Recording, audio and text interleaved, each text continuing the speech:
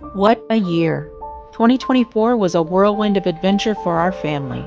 We traded in the ordinary for the extraordinary, packed our bags, and hit the road to explore some of the most epic places in the United States. From the mountains to the desert and lots of places in between, we chased the horizon and embraced the freedom of the open road. And the best part? We shared it all with amazing friends who share our passion for overlanding and made memories that will last a lifetime.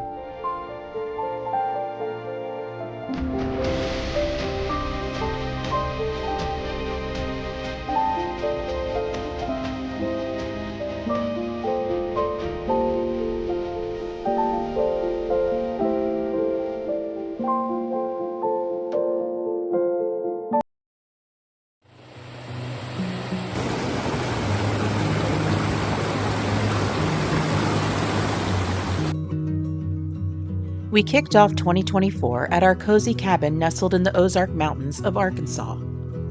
Winter decided to overstay its welcome a bit, blanketing everything with a thick layer of snow.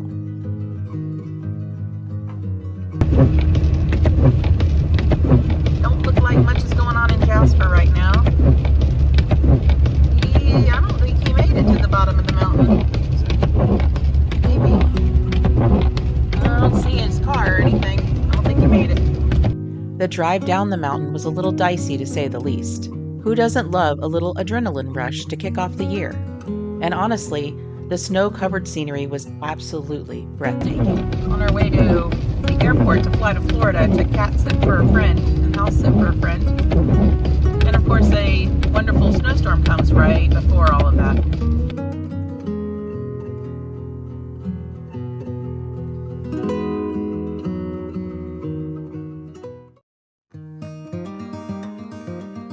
In early February, we veered off the beaten path and meandered through the back roads of Kansas. We weren't about to take the interstate. Oh no, that's not how we roll. We were on a mission to volunteer with a veterans organization in Colorado, but we also wanted to savor the journey. And let me tell you, Kansas actually surprised us. We traded our preconceived notions of endless flatlands for rolling hills, vibrant sunsets, and little surprises around every corner. We had no idea that Kansas could be so captivating. It was a great reminder that adventure can be found anywhere if you just take the time to look.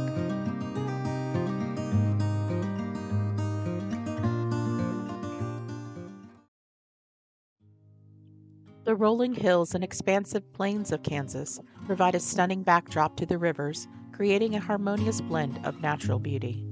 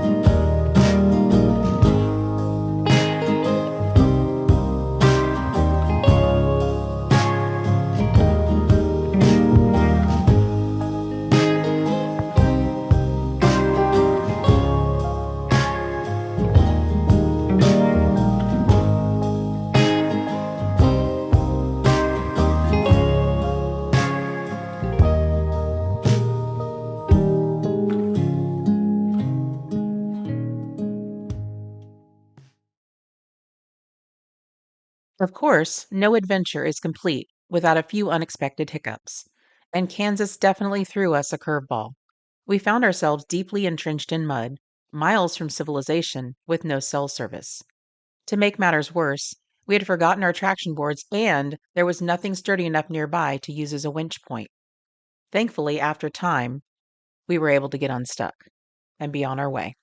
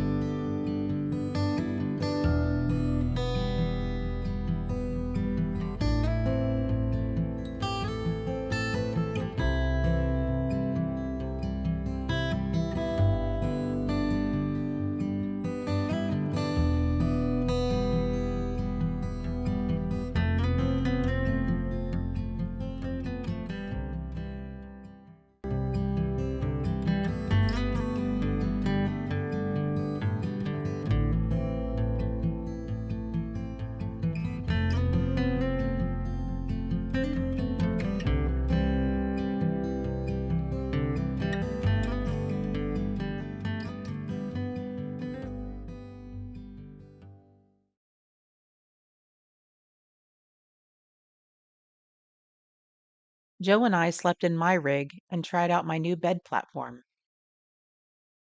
Even though it was the middle of February and quite cold, we were very warm and cozy inside the rig.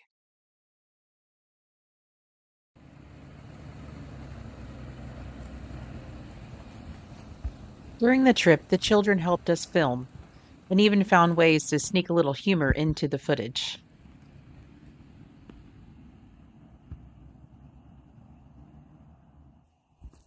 Well, I guess I'm stuck here now.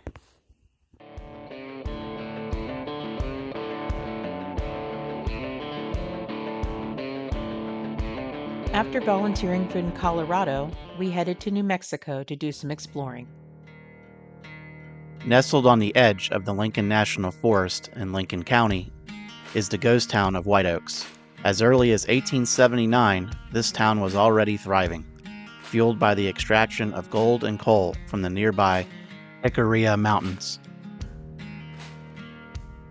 Hi guys, we're here in the historic town of White Oaks for this amazing journey through New Mexico. We decided to come out this way and check this place out. What sets this ghost town apart from most is the remarkable preservation of its buildings. It invites exploration, along with the abundance of artifacts left behind, offering a tangible connection to its past. Yeah, Got lots of stuff.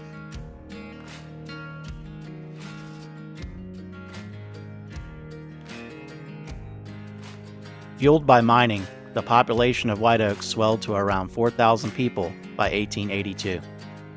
However, the town's continued prosperity hinged on a railroad passing through it. By the late 1890s, the Santa Fe Railroad and the El Paso Railroad and the Northeastern Railroad expressed interest in extending their tracks toward White Oaks.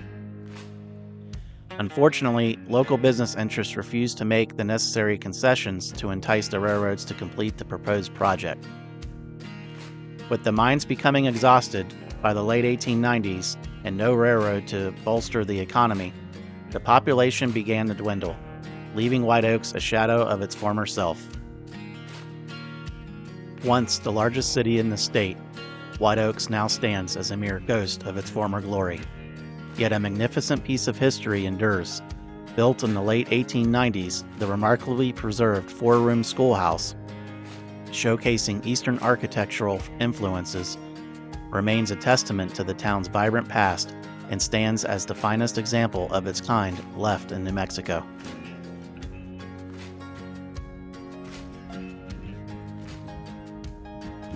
Over there is the boys' bathroom, and there's the girls'. Here's a little glimpse of the bathroom situation at the schoolhouse. Oh, look at those guys go. And here's the schoolhouse. Oh. Blown open and looted in the 1920s. This ravaged safe from the town's post office is a stark reminder of a daring heist where explosives were used to access its contents. Wow. hard to read. Wow. That's crazy. Oh, look at this old tricycle.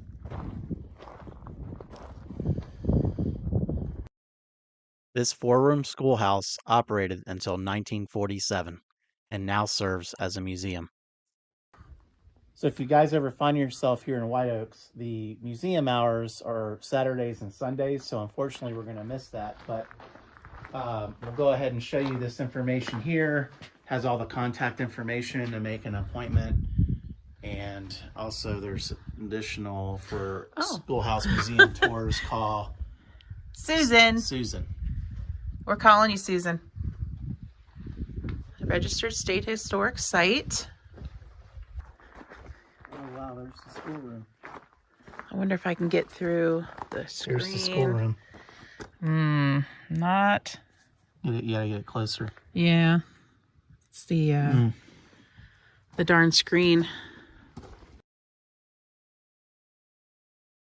While we were disappointed that we weren't able to look inside of the schoolhouse, it's truly remarkable that this unique piece of history still stands. It serves as a reminder of White Oaks' past and continues to educate and inspire visitors to this day.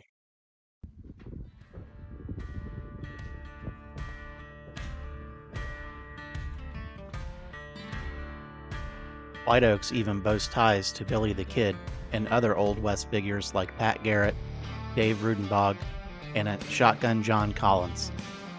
Billy and his gang would often sell stolen livestock at the West and Diedrich Livery Stable, which also served as a safe haven for them. Most notably, in November 1880, a posse from White Oaks pursued Billy the Kid for over 40 miles, culminating in a tense standoff where Deputy Sheriff Jim Carlisle was killed. We were in luck. A local resident of the iconic No Scum Allowed saloon happened upon us during our visit. Not only did she graciously open the bar for us to explore, but she also shared captivating stories and insights from a true local's perspective. That mountain, and as you can see right there, where those two little hills meet. See the end, it looks like an anthill, giant anthill. Those are the tailings from the North and the South Homestake Mine, and if you follow a road a little bit further on the opposite side of the road is the Old Aid Mine, which looks like a big cistern, and at one time was the deepest mine in the world. Oh, it's wow. as deep as the Empire State Building was tall. And in the late 1890s, they had a fire and 8 miners died. And it took them a long time to, well, in our time, a long time to extract the bodies. And they laid the bodies out behind the ground building for identification. And then they buried that mine with all the artifacts and everything. And then and the company came back and went down again right next to that. Wow. All kinds of amazing stories in this little place, which you really wouldn't know it, I think, when you first drive through. In 1880, this building served as an attorney's office and later a print shop before its transformation into the renowned No Scum Allowed saloon.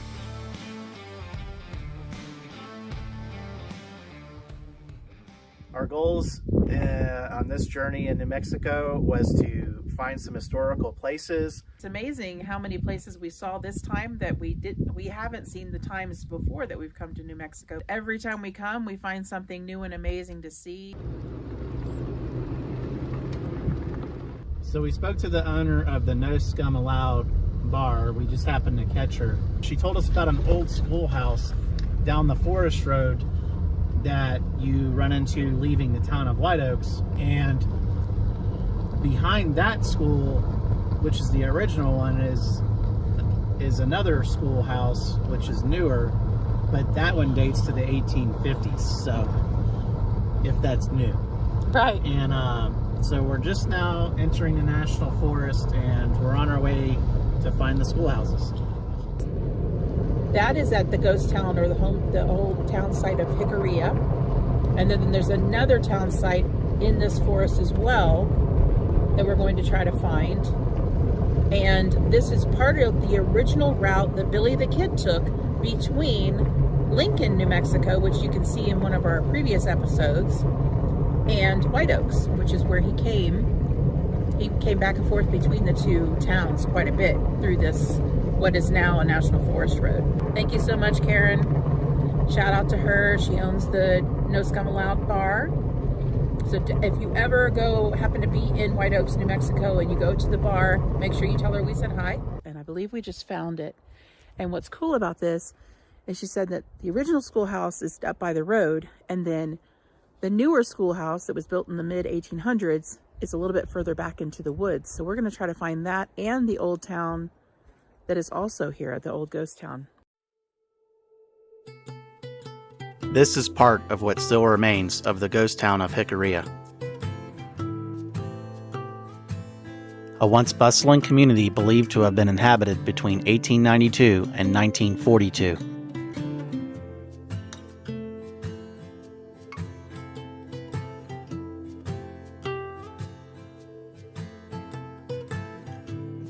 Its silent ruins whisper tales of a bygone era.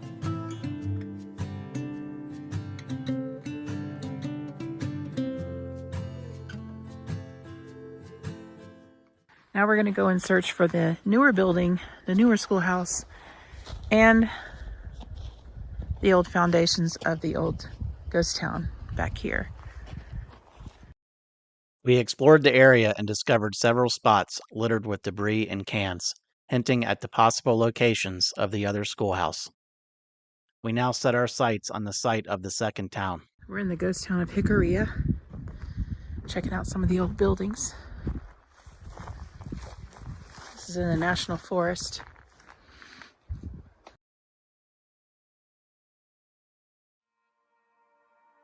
About 12 miles north of White Oaks lies the ghost town of Jicarilla. Once a small mining community, around 200 people lived in rudimentary shacks. However, during the Great Depression in the early 1930s, this tiny village experienced unexpected growth. Destitute families seeking any means to support themselves migrated to Jicarilla in search of work. The population swelled to 300.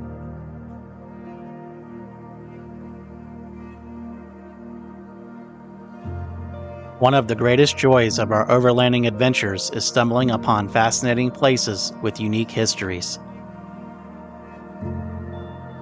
New Mexico, with its blend of stunning landscapes, rich history, and endless exploration opportunities, has truly captured our hearts.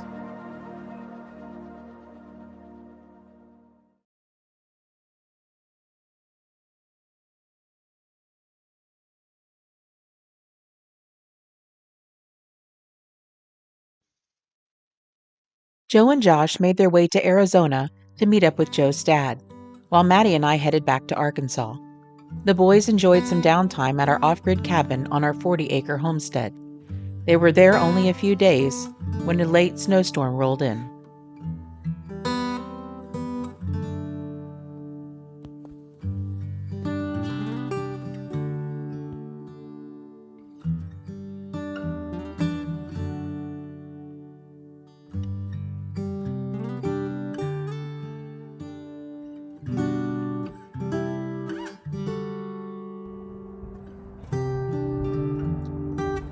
After about a week, they picked up Joe's dad at the airport and started exploring Arizona.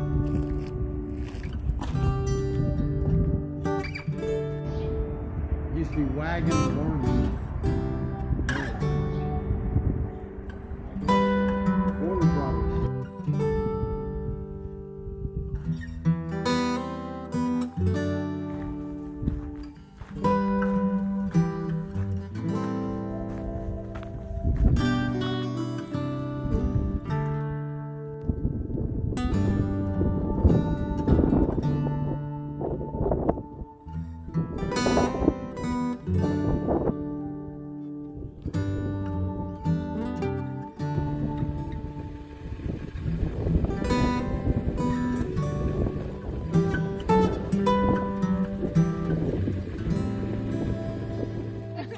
I just ran out of toilet paper. I had it was going to take us about 3 hours to get done with everybody, just because this group's so large. I think it took us like 2 the other day, but like I said, with this being this many people, You get the slinky thing going. So where are we ending up at? We're going to hit Car Wash Falls Road.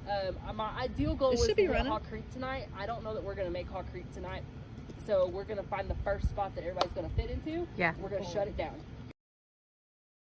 Back in Arkansas, Arla and I teamed up with Jesse of Feral Chick Outdoors and took a group of women on a weekend camping trip.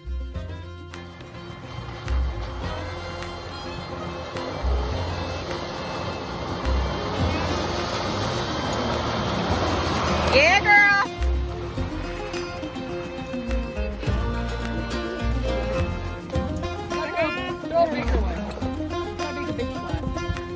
Hold on. I got you, Patty. Patty. Just don't hit Patrick. Good boy. He's like, where'd it go? Patrick!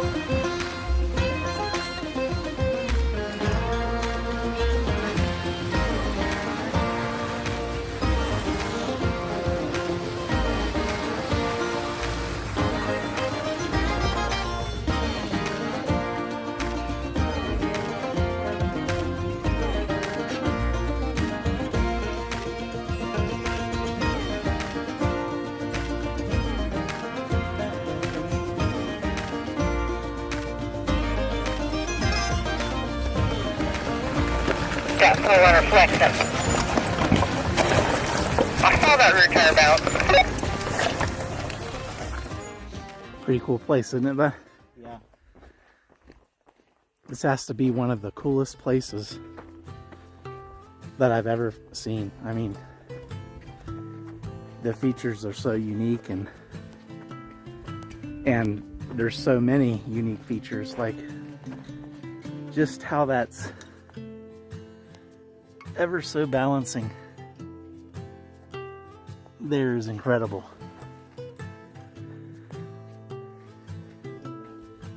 Yeah, and this guy, hey, check this guy out.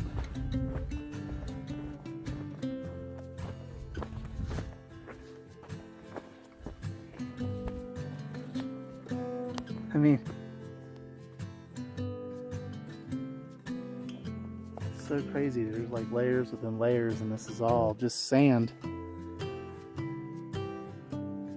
that's like concrete until it probably gets wet, and then it's just liquefies. So Josh has a theory on this. You cannot convince me otherwise that this is an ancient gnome village. They live in this. I mean, it definitely seems like something out of Alice in Wonderland. You know? Got the chocolate mushrooms. Yeah, it's crazy. So here we are at the what's known as the Three Wise Men. Behind me here, standing tall and looking majestic and wise. What do you think? Are they wise? They could be. They could be. I mean, ancient gnomes used to live here. Who knows what they knew? That's right. Very cool. Some striking balls out here. The ancient gnomes used to play tennis and basketball. Yeah, I mean, that's pretty sweet.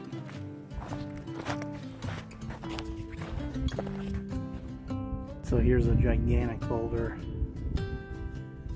in the process of being suspended by the sand. Just hasn't gotten there yet, but incredible.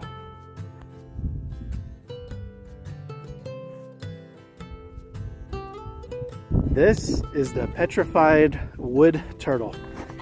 And we've seen a lot of petrified wood along this route, but I've never come across a piece of petrified wood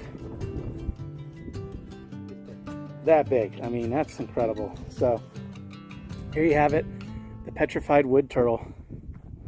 Go over there just so we can get a scale.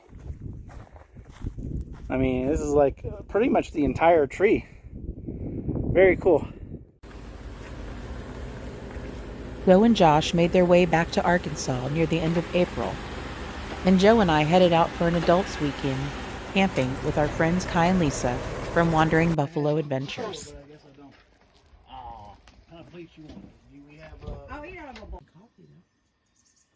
We found a great campsite overlooking the valleys and enjoyed a beautiful sunrise and the calm fog as it rolled in.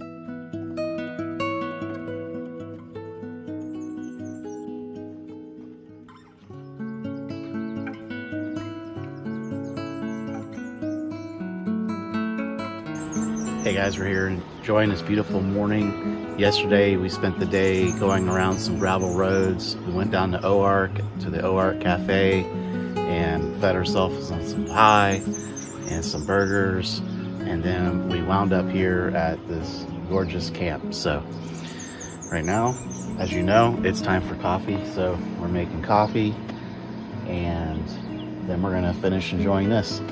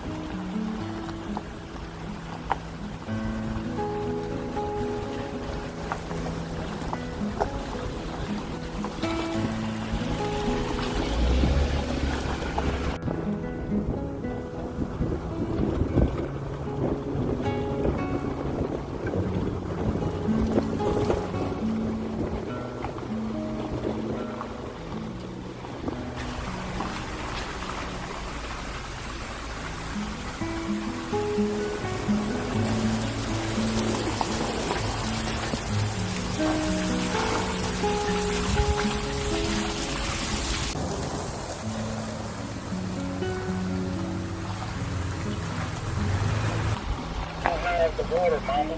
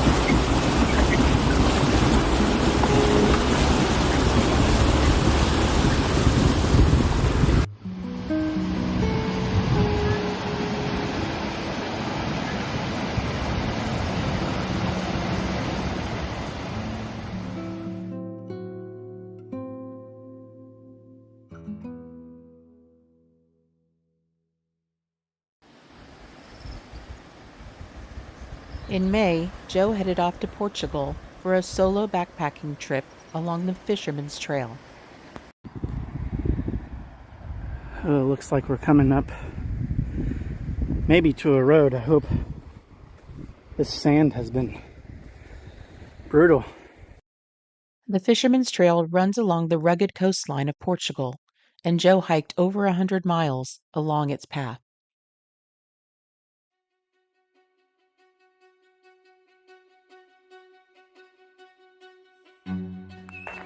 Oh guys, it's just after 11. Made pretty good time. The fog this morning has burned off, but we're just about to, which is just over there. So I think I'm just gonna take a little break here in the shade before we head in.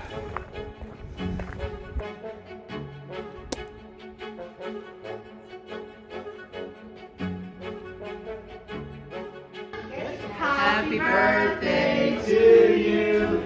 Happy birthday to you. Right after Joe returned from his trip, we celebrated birthdays in South Florida with family.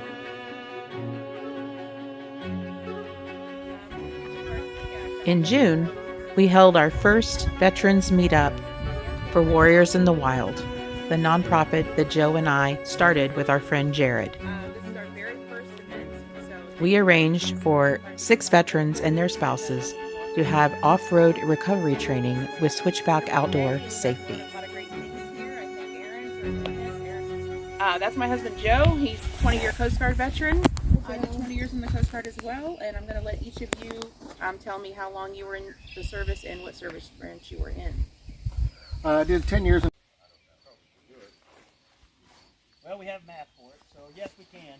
Okay. We do not want to be doing this.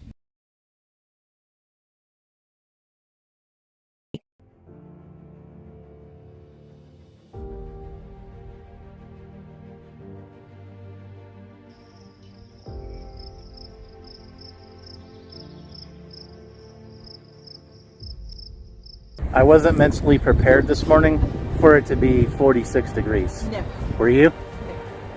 No, but it feels really good. Yeah, it was like mid 80s yesterday, and we wake up to about 46, so mid 40s this morning. So it's nice and brisk, but it's something you got to be prepared for.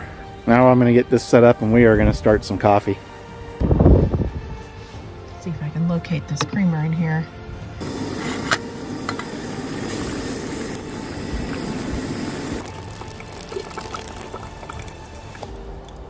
Nothing hits you in the morning like that aroma of coffee and the anticipation of that first sip.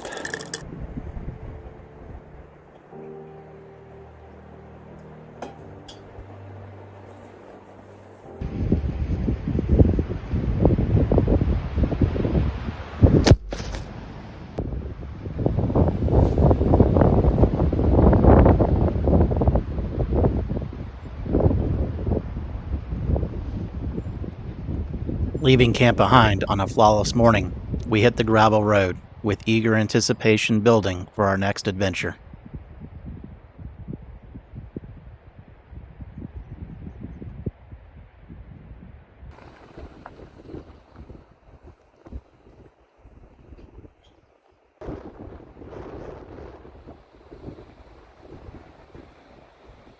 Naturally, we embraced the gravel roads as much as possible on our journey to Pompey's Pillar. It wasn't long before the landscape opened up dramatically, revealing historic structures scattered across its vast terrain.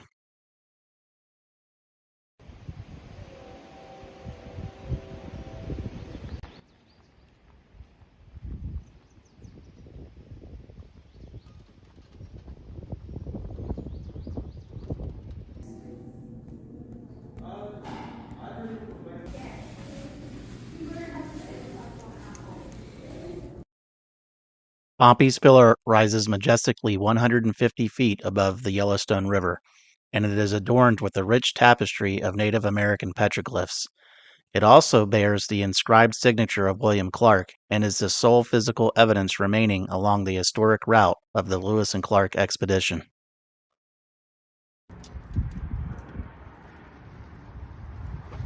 So what are we doing today? We are getting some groceries and packing up the fridge and heading over to camp. We made a brief stop to pick up some groceries and then headed to the Gallatin National Forest to find camp.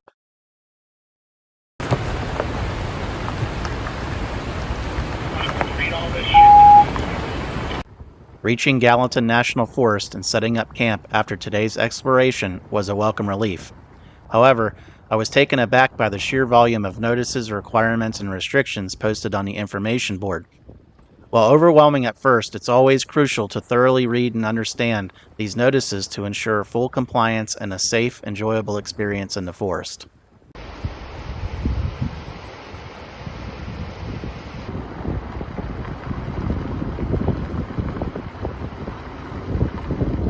We did find a beautiful spot right on the creek here. It's going to sound amazing overnight. We're pretty much set up already. I don't think we're going to need the awnings. Weather's going to be looking really nice. Gorgeous day here in Montana. We are loving this so much. Eventually going to be making our way up to Glacier National Park. A little early in the season for Glacier. Most people aren't getting there for at least another month and a half or so. But we're hoping to see some good sights still and maybe take advantage of the fact that it won't be as crowded.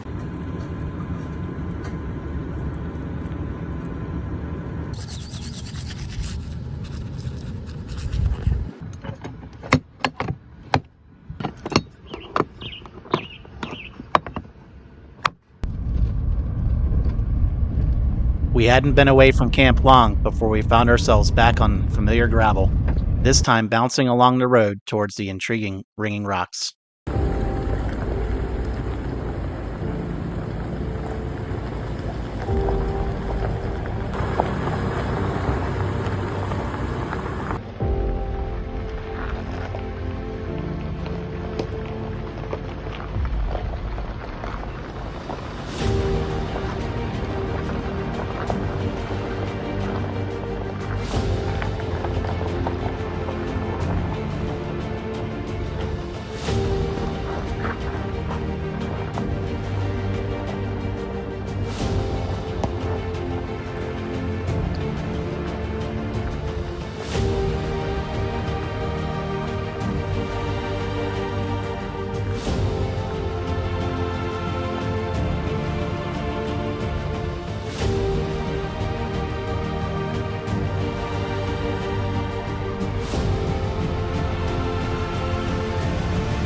As we ascended higher, Montana's breathtaking vastness began to unfold before our eyes, a panorama of seemingly endless landscapes.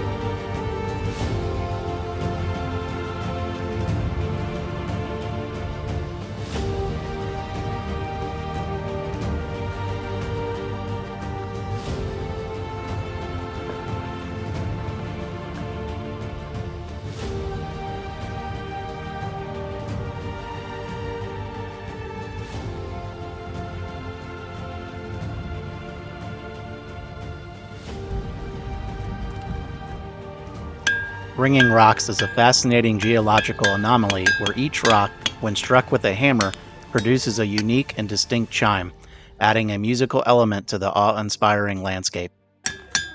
That is cool. Look at that. Nice. Yeah.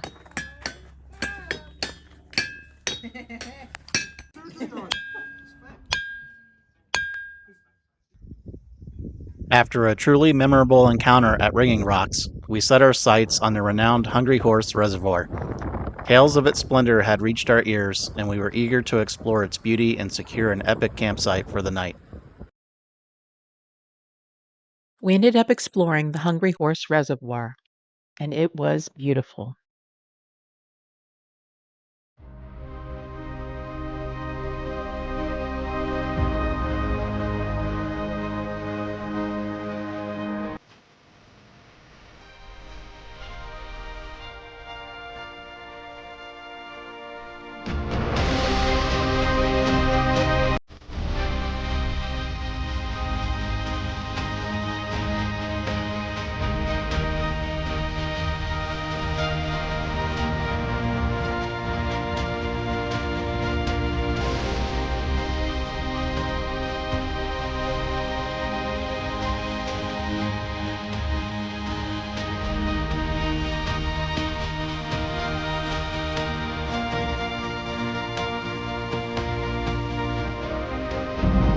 We're making our way around the Hungry Horse Reservoir, as you can see out here. I can't get over how beautiful it is. We're in the Flathead National Forest in Montana, and we're just making our way around the big loop. It's a big gravel route, and it's over 100 miles, and it is just stunning. We've seen so much wildlife and had such a great time. It's unbelievable. And yeah, I can't think of a better place to make dinner than Hungry Horse Reservoir.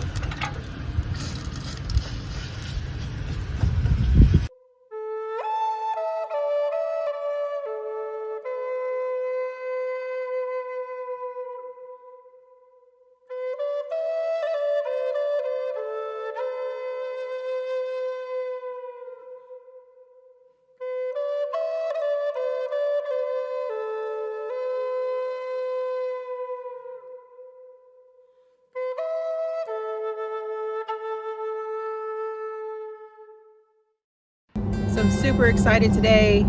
Today I'm doing a bucket list item. I'm going to Glacier National Park and driving on Going to the Sun Road.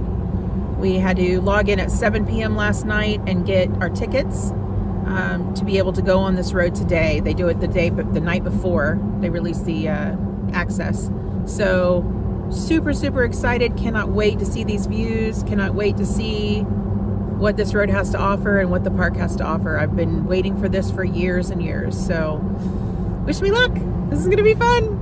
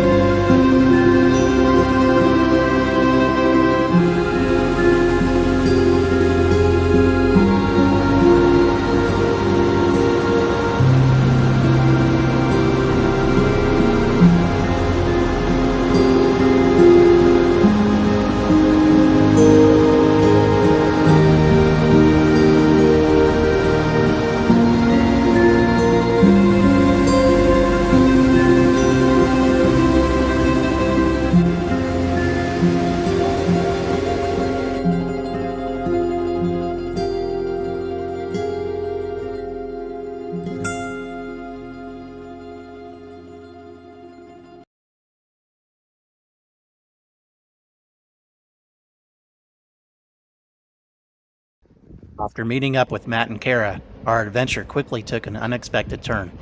It wasn't long before we encountered the first of many challenges and surprises that awaited us on this journey.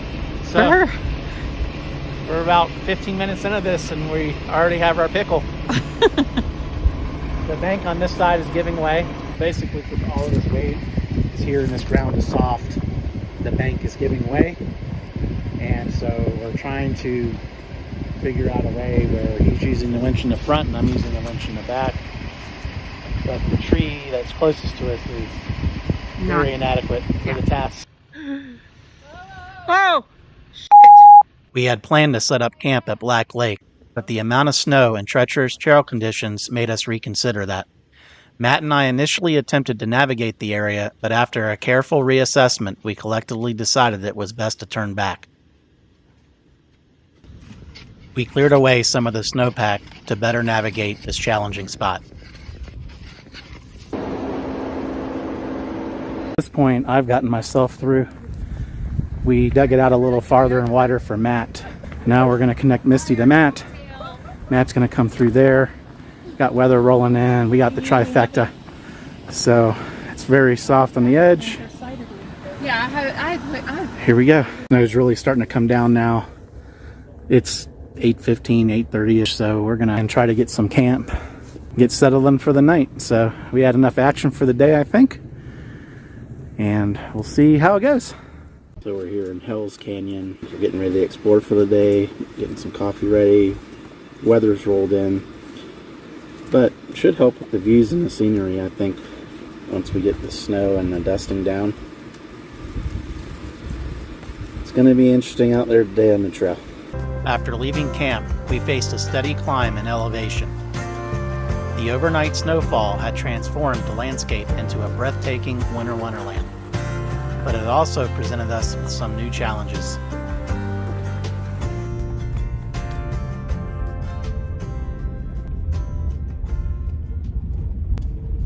Some of the latest snow is falling on this. Reminds me of car wash falls, but with snow. Up at this elevation, we're not getting the views because of the fog and the snow, but it's still gorgeous.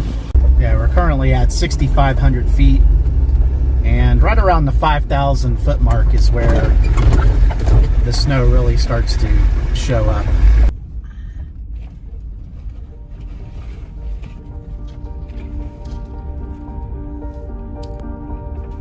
We decided to venture off the main forestry road onto a trail that appeared promising. However, as we progressed, the path narrowed, becoming increasingly overgrown, and the snow deepened significantly. It was evident that this was a less traveled trail, likely used in a different season.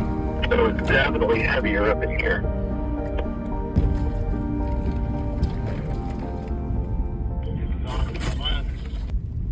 We ultimately made the decision to turn back and reconnect with our original route. Now, I'm not at all upset that we didn't make it to Black Lake. I was talking on a video earlier. We can come back to Black Lake anytime. We can't get this anytime. Exactly. Black Lake isn't going anywhere.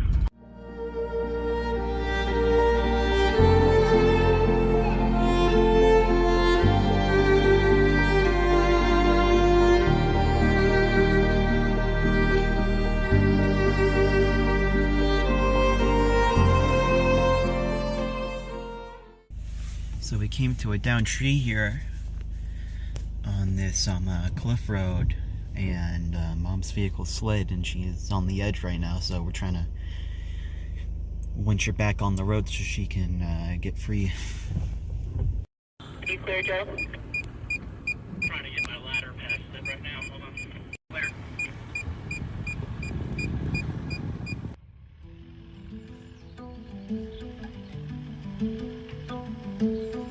As we journeyed, the snow continued to test both me and Castaway.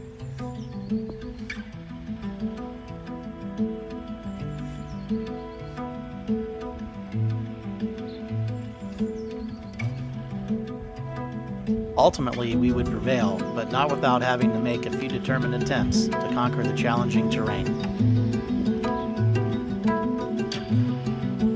Yeah! All right. How's it going? Good. Just putting this stuff away. And this is supposed to be a real scenic spot. Yeah. Views for miles. It was time to unwind and take in what would normally be a breathtaking panorama from Kenny Point.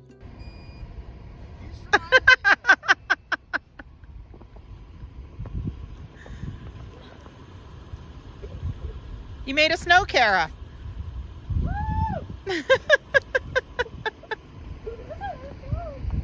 At 7,000 feet, this vantage point overlooks the awe-inspiring depths of Hell's Canyon and once served as the site of Helena, a historic mining town established near the Peacock mines to extract copper. Got a little snow on my shirt that's melting. Yeah, I thought this would be a beautiful place for lunch.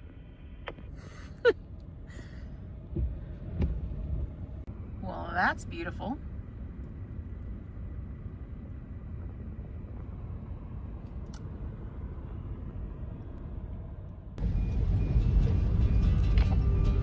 It was time to bid farewell to the Payette National Forest.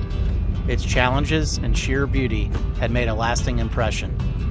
Now we would begin our descent, preparing to cross the Snake River and enter the awe-inspiring Hell's Canyon National Recreation Area.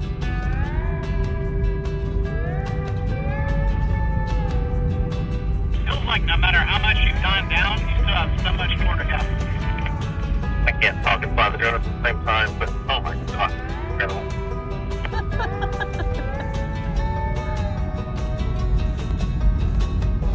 I think it's a good spot for a quick photo. Yeah. Oh, yeah.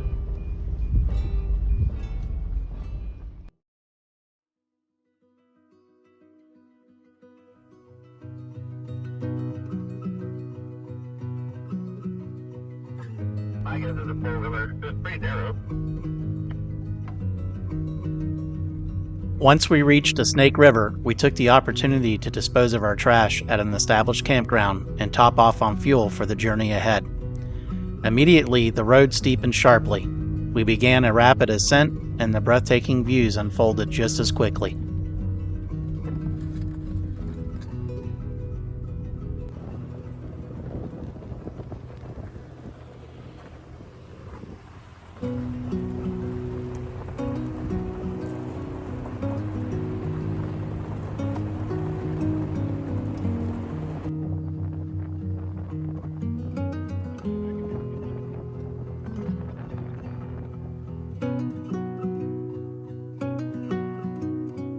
One thing we noticed immediately was the stark contrast in climate, environment, and terrain from the other side of the Snake River.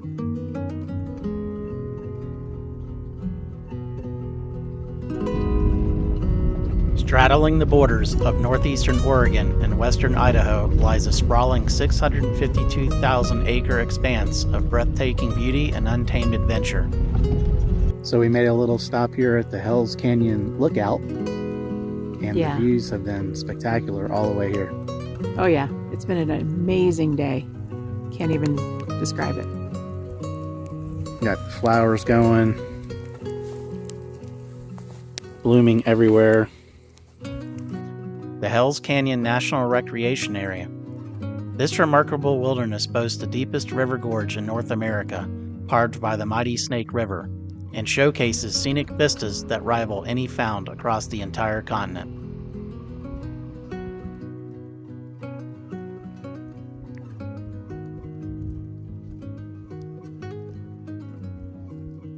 So we've covered a lot of beautiful ground today, but we think we found the perfect site. I'm gonna dry out the tent. It was soaked from the rain or the snow this morning and all last night. We're getting all set up here. Me making chili tonight. We had a lot of adventure, a lot of snow. After a long day of exploring, this serene oasis would be the perfect campsite to unwind and recharge. The longest was the defrosting process. Oh yeah. We're not in a hurry. It's still like what? It's early. Look out here. This is early compared to yesterday. We were crawling in and going to bed. Sorry, I just came in here and started stirring. It's all good. Do you guys want rice, or do you use rice with chili? Some people do, some people We don't. have crackers too. Rice with chili? I've never heard of rice with chili. Really? Is it a thing? Yeah. Really? Yeah. A matter of fact, kind of like breading. matter of fact, it gets worse than that. If you go to Cincinnati, you know what they use there? What? They use spaghetti noodles. With chili? And it's not, chili. and they put Cinnamon in it. So it's like a sweet, it's really bizarre. So you're eating it with spaghetti noodles. Cinnamon rolls with chili. You have? Cinnamon rolls, like after you've eaten So chili. you'd probably like the Cincinnati style chili then, because it's called Skyline Chili. You guys ever go through there? It's a chain. It's called Skyline Chili. Okay, since I started it, I'm gonna let you take my picture. I'm gonna claim this. That's actually good, because when it's terrible, Here it you go. takes all the I already got you on responsibility video. off Oh, you of me. did? Here, I'll let you take my picture. I'm like, I stirred it for a while. It's brown now, so basically brown the meat for you. Yeah. Boom. I don't care what they say about you. You're all right. That's right. It's like, I don't care what they say about me either. I just hop in. I don't care. That's why I was like, I hope you don't mind. You may not I have don't been mind using at this all. fork, but I'm sitting here enjoying the scenery.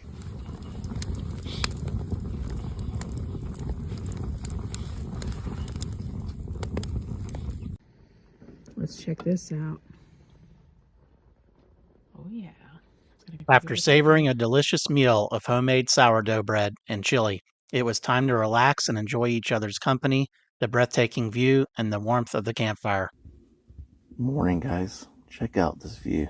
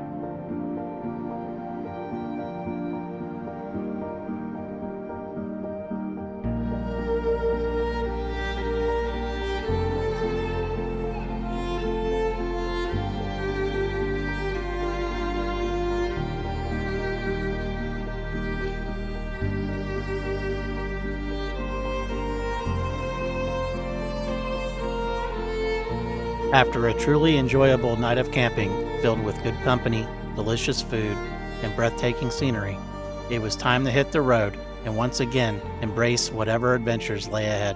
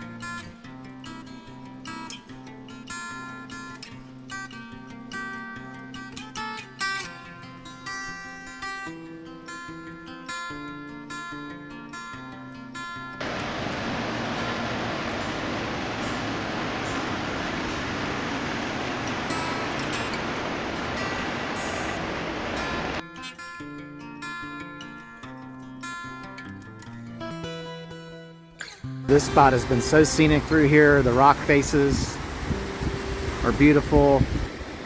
The river has been beautiful. Passing by some old homesteads and structures, old schoolhouses. It's been great.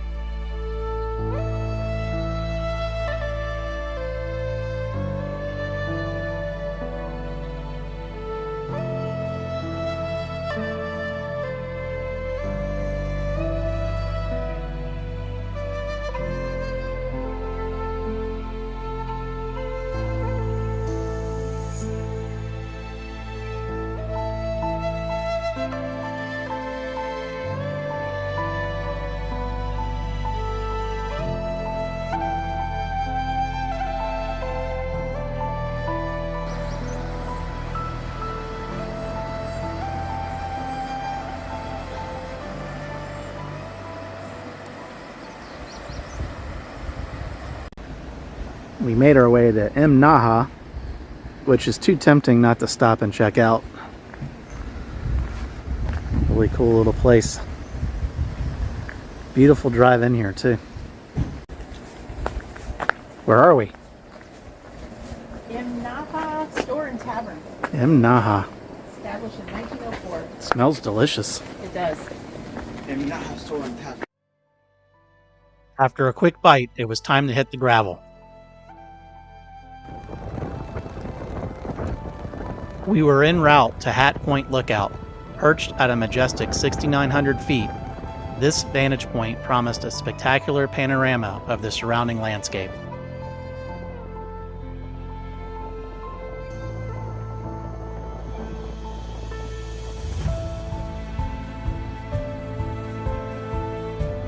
We didn't have to wait long to gain enough elevation to catch a glimpse of the breathtaking vistas that awaited us at Hat Point Lookout.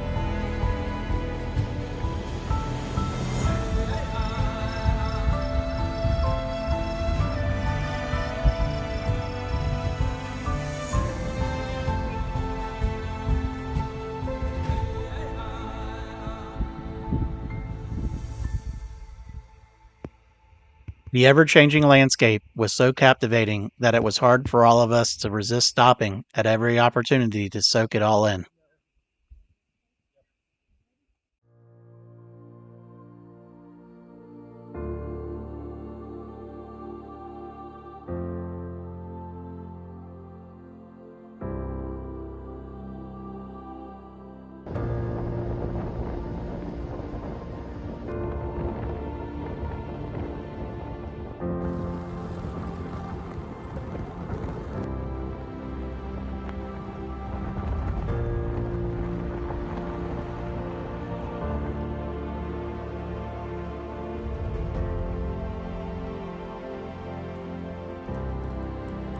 Upon arriving, we couldn't wait to climb the tower and feast our eyes on the panoramic views.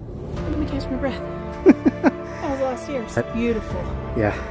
It's worth the hike up the stairs. I'm sure.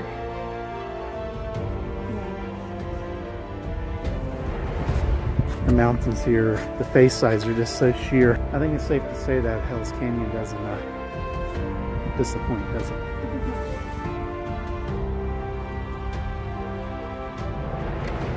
That was worth the trek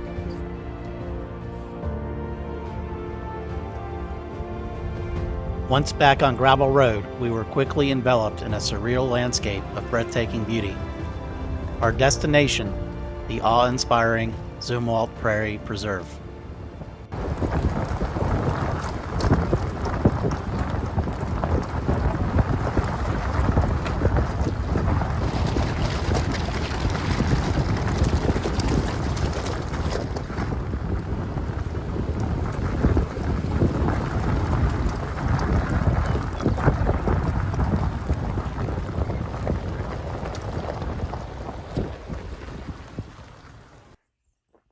Zumwalt Prairie is a vast grassland spanning an impressive 330,000 acres. This expansive landscape was once home to Chief Joseph and the Nez Perce tribe, who were its original inhabitants. Today, much of Zumwalt Prairie is composed of privately owned ranches, preserving its unique character and rich history.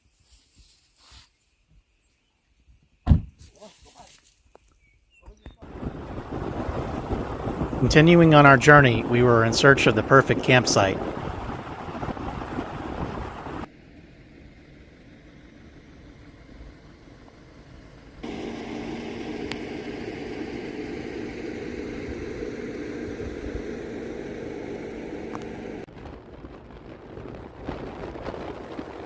But first, a few unexpected surprises awaited us.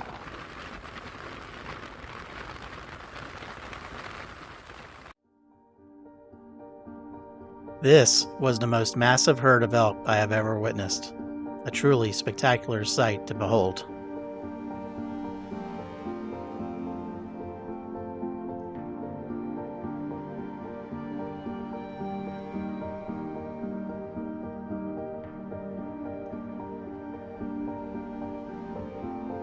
As if everything we've experienced so far wasn't spectacular enough, we located a truly magnificent campsite for the night.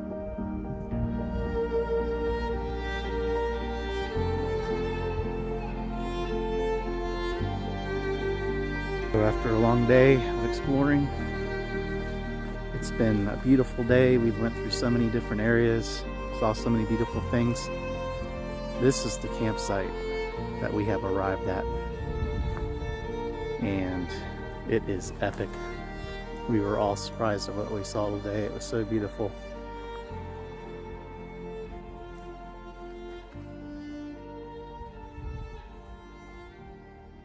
Get set up and check in a minute.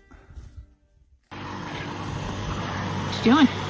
Topping off all of our water containers from the main tank. Oh, So I don't have to do it in the morning when all I want is coffee and the soak in the views.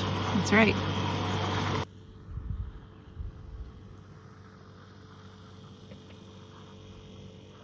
Well, good evening, guys. As you can see, we've made camp and it is absolutely epic. We have views almost 360 degrees. So we wanted to talk a little bit about all the wonderful things that we saw today, which was absolutely incredible. Yep, we went to Duckett Farm. We went to the Zumwalt Prairie Preserve. Yeah, which was gorgeous. And Hat Point. Point, which was in the Hell's Canyon area. It's just everywhere you go, it's just beautiful views. Like all day long, all of us were just saying, "Wow, wow, wow!" Because everywhere you looked, there was just amazing. Yeah, we all had a consensus today that, at least, especially for us, that out of all the places we've been, this has to be at the very top, because everywhere you go is just epic views. But you also have this diversity of almost every terrain and topography with different trees that you could think of in other areas, and it's all right here in this one spot. Josh improved the fire pit. Yes. this is going to be... And Matt's improving it more by making an actual fire. Yeah, Well, you That's can't right. have a fire without a fire pit, so. exactly what's happening. I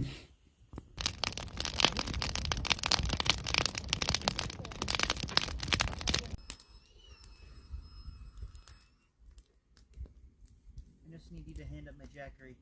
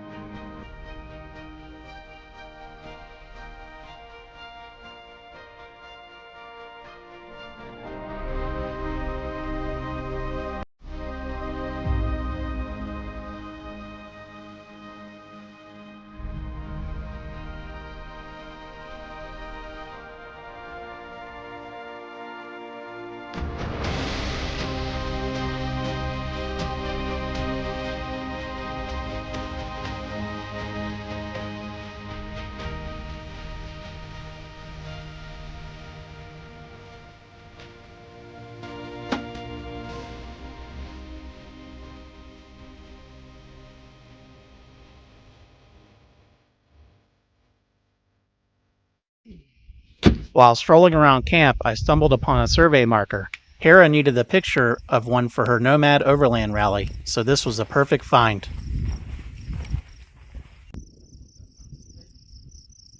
Arriving at the Buckhorn Overlook, we were nearing the end of our journey, but the breathtaking vistas showed no signs of diminishing.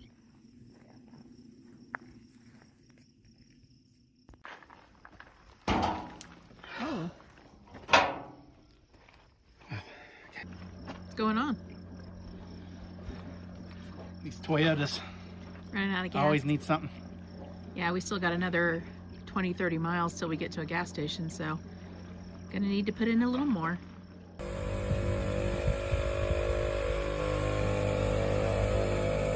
Time to air back up. That's right. That only means one thing. The end of the trail. End of the trail for now. And this Whirlwind has been amazing. It would have It's just one of those steps you no longer have to do, slinging the ladder in the tent or putting it in your vehicle. So it's been real nice not having to deal with that. And it's a lot lighter than the ladder that comes with the tent. So Yeah, I think there's a little bit of a learning curve getting in and out of the tent with it, but I think overall it's a much better option.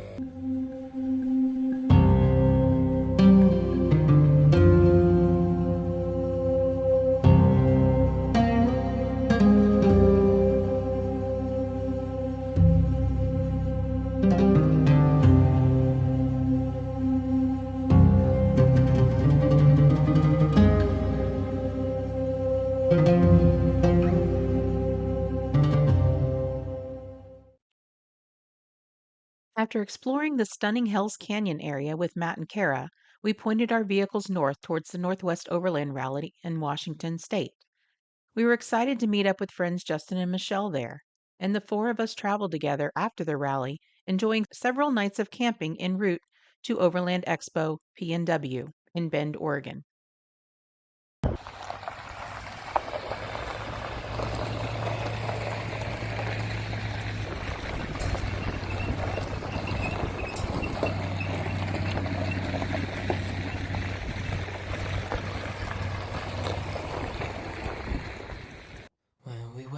The more we climbed in elevation, the cooler the views got. We just had to stop and check them out.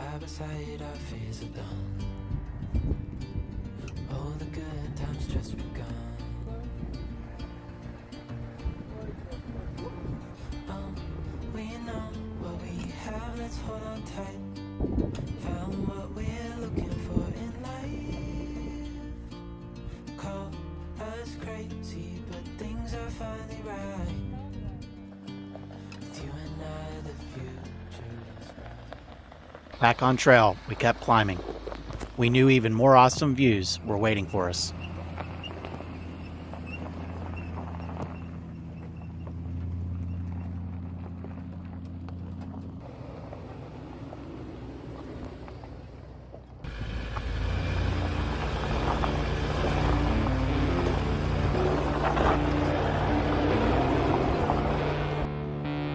We were all enjoying the views, and the trail so far has been scenic and not challenging at all. Justin was having no issues maneuvering the trailer along the route.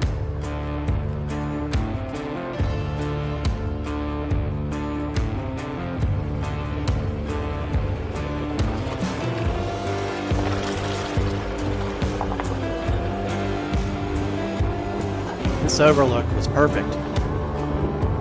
Time to hop out and see more amazing views.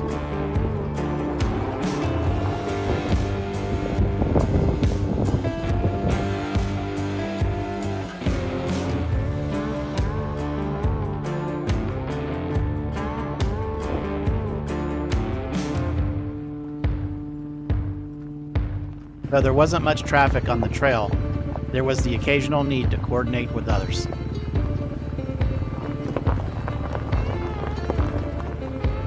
We encountered a section of the trail that we decided was too difficult to continue. It looked like it had a recent landslide, prompting us to backtrack. Sometimes it's prudent to err on the side of caution, and this was one of those instances. With that detour decided, we set our sights on Cow Canyon. While our time on the backcountry discovery route was brief, this section we experienced was undeniably stunning.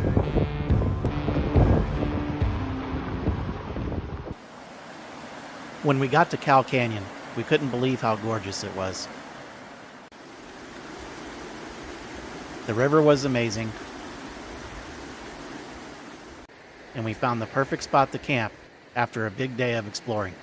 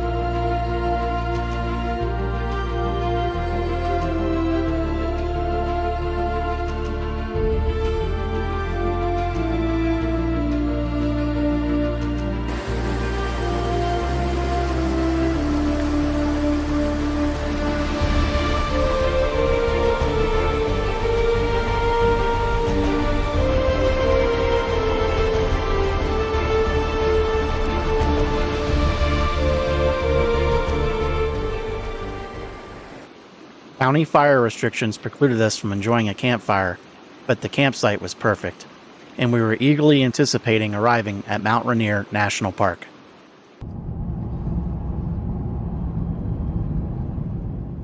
This was our first time here, and from what we were already seeing, we were in for a real treat. Our timing couldn't have been better. The weather was beautiful, and we welcomed the lack of crowds. Pushing further into the national park, we were looking for a spot to make breakfast. We broke camp early to get a jump on the day, and we needed to fuel up before we began exploring. It wasn't long before we found just the right spot. So after a beautiful campsite and camping overnight in the Cow Canyon, we're here checking out Mount Rainier. New place for us, new state for us. So this is exciting. I smell something cooking. Bacon. Bacon. Wow, well, you can't go wrong with bacon. Scramble. Yum. You're making enough for everybody, right, Justin? Sure, absolutely. I got plenty. I think Except for Josh, he's sleeping, right? Right. Yeah, we got Josh up super early, so he's not super happy. Put a piece of bacon under his nose.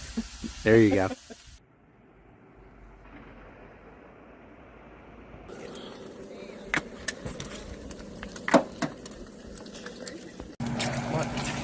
Salt out beef.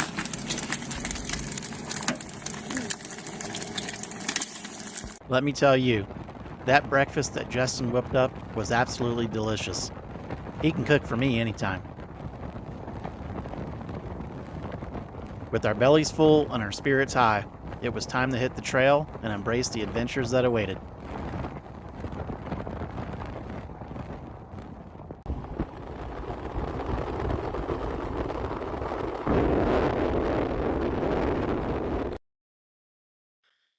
We took a detour to explore a scenic path that led to the breathtaking shores of Lake Louise.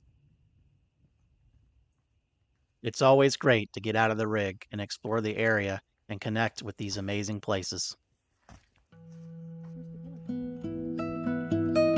Once at the lake, the beauty, tranquility, and clarity of the water was breathtaking.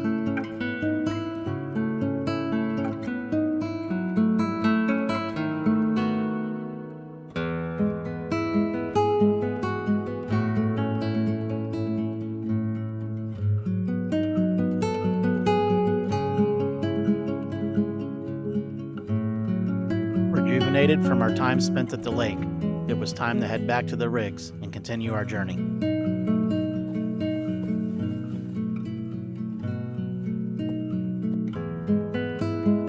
As we drew closer to Mount Rainier, its sheer size became increasingly evident.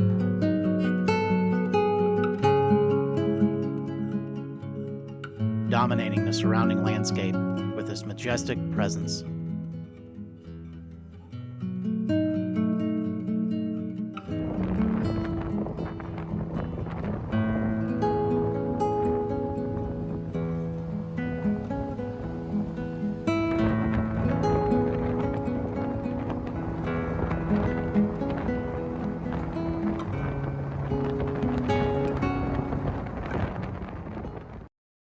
Once again, we couldn't resist hopping out of the rigs to fully immerse ourselves in the dynamic environment and witness the awe-inspiring results of Mount Rainier's power.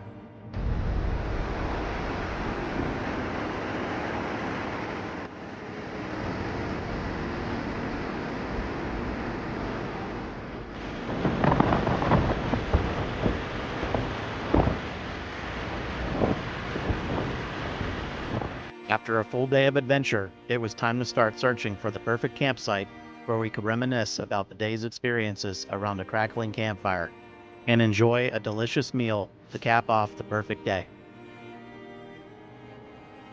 We now found ourselves venturing into the vast expanse of the Gifford-Pinchot National Forest, a stunning 1.3 million acre wilderness encompassing the majestic peaks of Mount Adams and the iconic Mount St. Helens.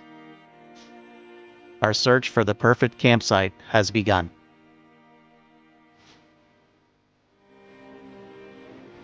Justin and I took some time to explore the various campsite options, carefully weighing our choices before finally settling on the perfect spot to call home for the night.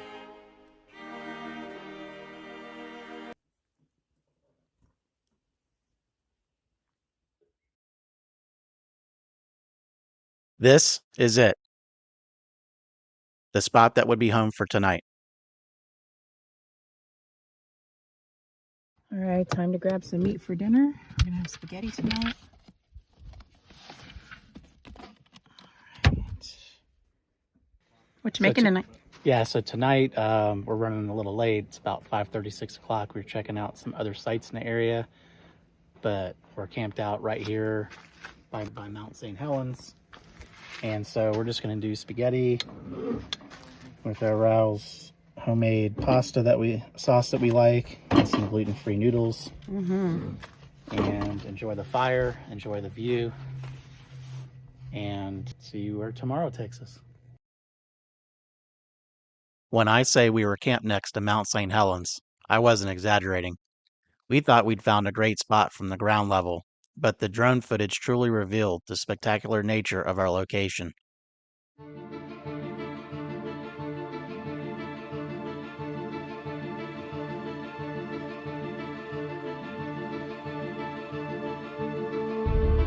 It captured the sheer scale and majesty of Mount St. Helens, showcasing its towering presence against the backdrop of the surrounding wilderness. Our campsite was nestled amidst the breathtaking landscape, offering an unparalleled view of this iconic volcano. After a satisfying meal and some quality time spent together, it was time to settle in for the night. All that remained was to witness a truly breathtaking sunset and embrace the serenity of the evening, surrounded by the awe-inspiring beauty of Mount St. Helens.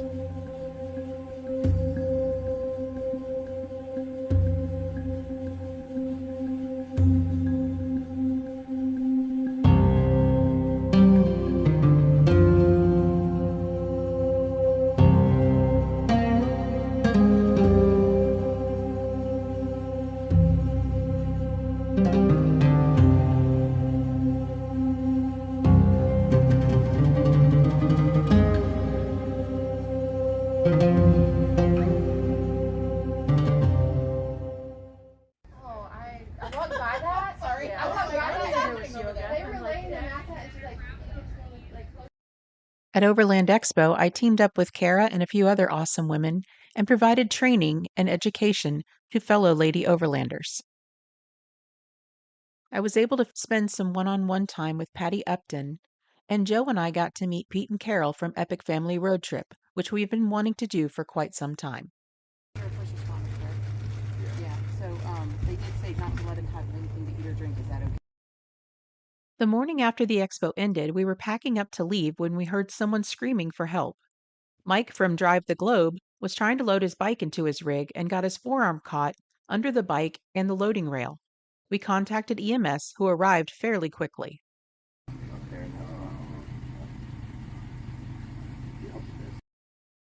While Mike was at the hospital getting his arm checked out, the rest of us tried to load his bike into his rig and get it secured for his trip.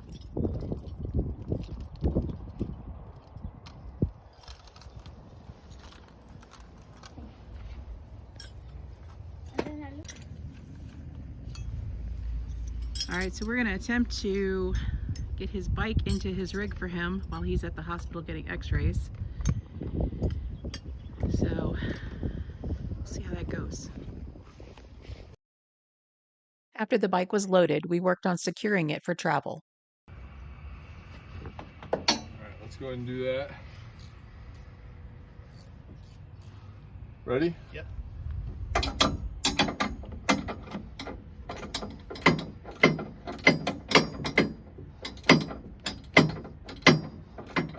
Wrench or a deep well is the only way. If we had to use a regular wrench on that, we'd be here for an hour Yeah. screwing this damn thing. Yeah.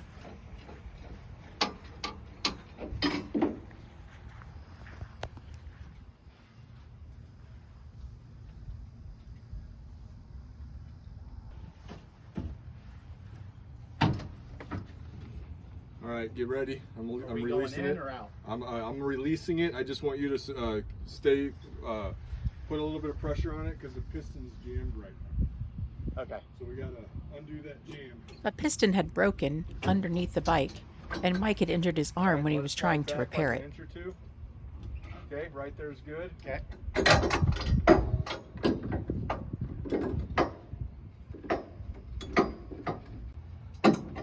All right, and push. Ready to come in? All right. This Does that lift up? Does it? it looks Is it on like a it. hinge? Yeah, it looks like it bows up. All right, so it's not clicked in, so I'm gonna sit here and hold it. Keep pressure. Yeah. Okay. Trying to see how this mechanism works. It looks like it folds up. No, it doesn't No, no. look like it folds up because there's no. What do you think this does back here? Can somebody come up here and just put a hand on this? Yeah. I don't see any where he secures this. So he Maybe puts I'll a have to- bolt right in here somehow. Okay, maybe that's how he does it. So, It's not in all the way to do that yet, though. Yeah, so it's still at risk of sliding back right Yeah. now. I got it. Okay. Well, let's pull it back a hair. Okay, now let it down. Okay. Yeah. I just don't want Yeah. this to come out. Go ahead, you're good. And then lift it up off. Yep. Watch your arm under there. Toady, put a hand on the, push the bike forward. What we need to do is get a bolt to go into this to hold that still. Okay, now that one needs to come off that pin. Yeah. There we All right, I got it. All right. Like that. Not yet. Keep pushing.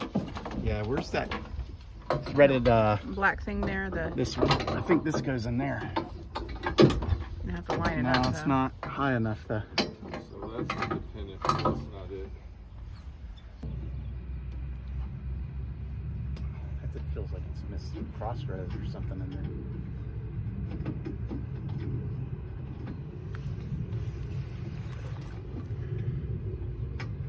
You know what I mean? It just feels like it's wobbling in there. You want to trade me? It's in there at least.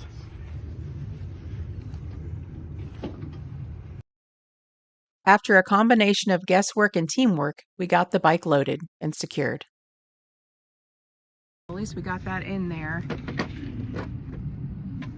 Now we just got to figure out where this additional ladder piece goes.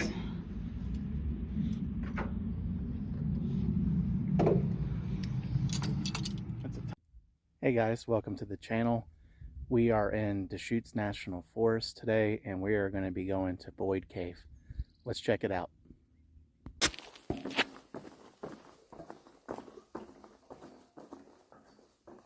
Joe went on a short solo hike to Boyd Cave, and then we headed east to find camp for the night. The next morning, we took a quick dip in a local hot spring.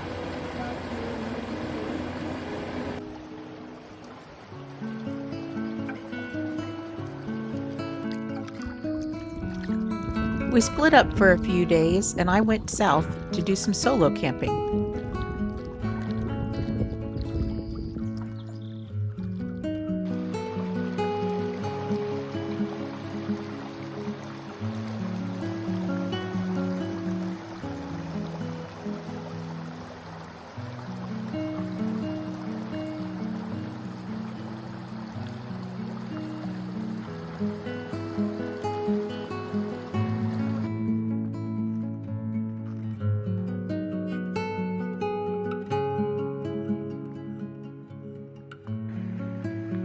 As you can see, this campground has amazing views of these cliffs along the river.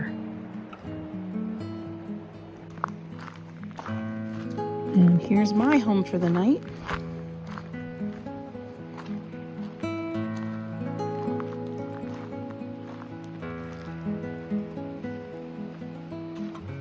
Check this out.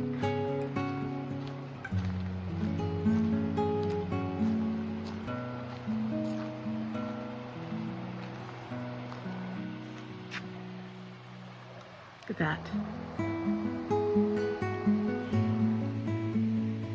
It's freaking beautiful. And then down this way, this is where I saw the sheep earlier, ramming each other and fighting. So pretty. Let's go down to the water, show you that.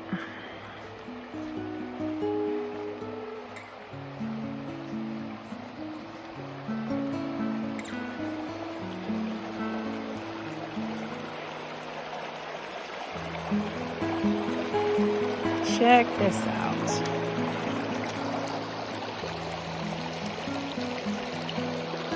It's the Dolores River in southwest Colorado.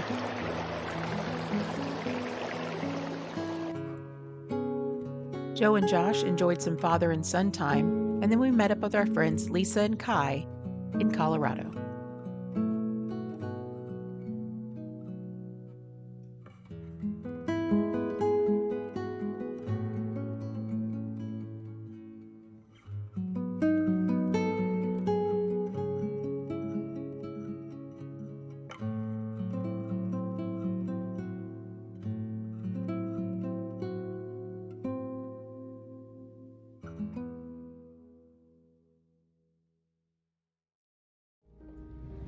Doing 10 Cup Pass today.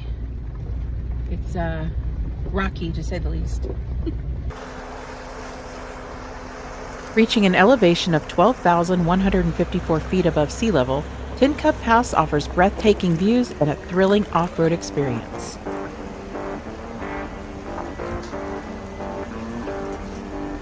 The 12.4-mile trail to the summit climbs over 2,000 feet, starting at 10,014 feet and peaking at 12,160. Be prepared for a bumpy, rocky ride, especially as you navigate the lower sections of the trail.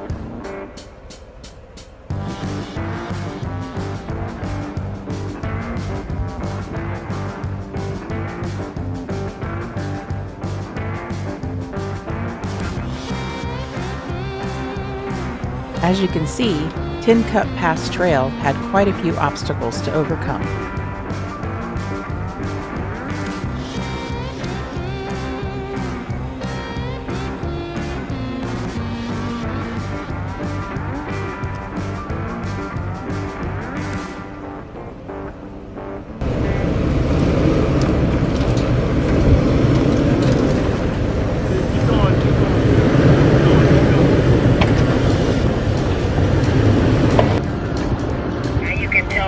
Lady Overlanders all about your trip. Now you did big girl stuff. So we're here when you're coming down into this.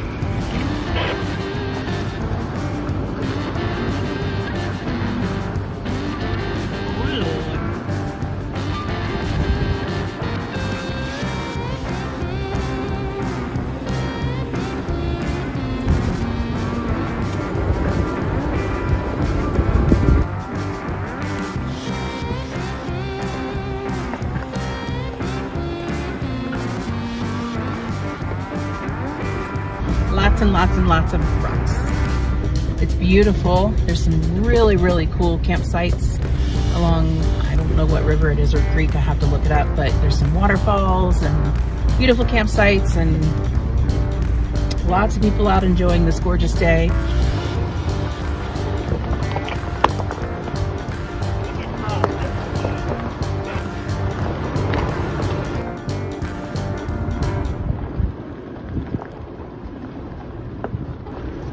As we made our way along the trail, we had to get creative at times with navigating the off-camber and rocky terrain.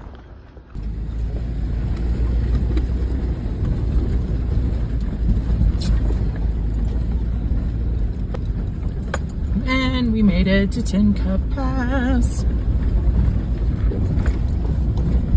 Nice. And it's just as beautiful as I thought it was going to be. Even better.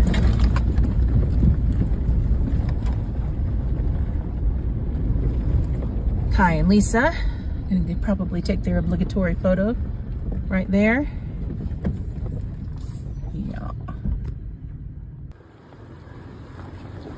After taking a much needed break at the summit, we started making our way down toward Mirror Lake. Lisa making their way down. It is so pretty out here. But as you can tell, it's pretty rocky, this trail. I'm really enjoying it so far. It's a fun little challenge. Yeah, I'm having a great time. So pretty. Look at that little Jeep go.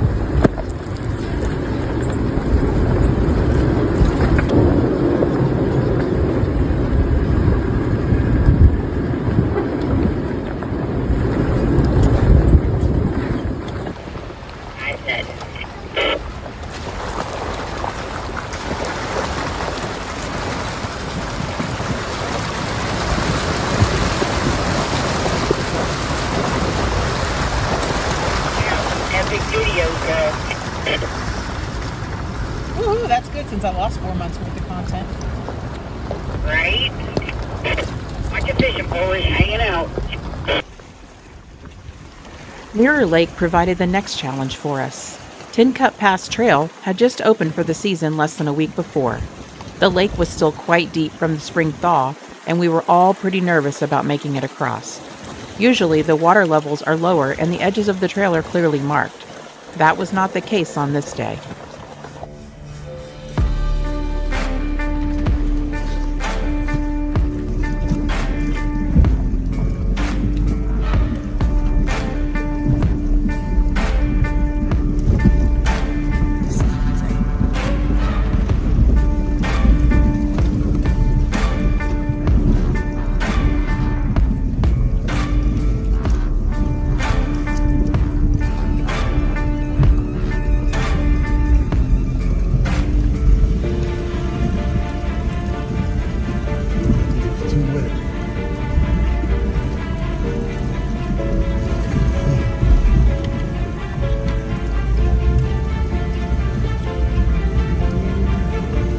Y'all got water coming in your car? Don't know. I'm sure we will. Hang on.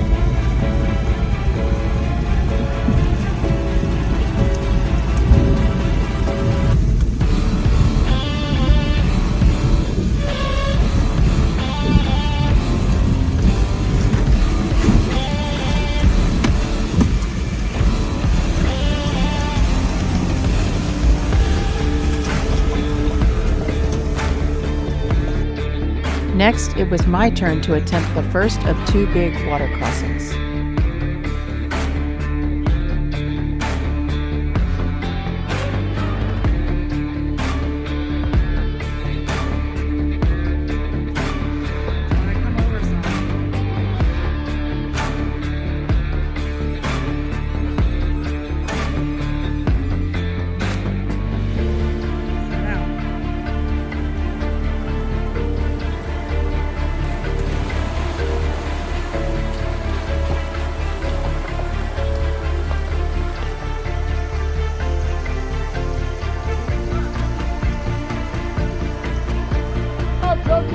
This second water crossing, though not as deep, was much longer, and I had already gotten hung up on a huge rock and had to go in reverse twice. She's thinking of fishing there, she's not fishing.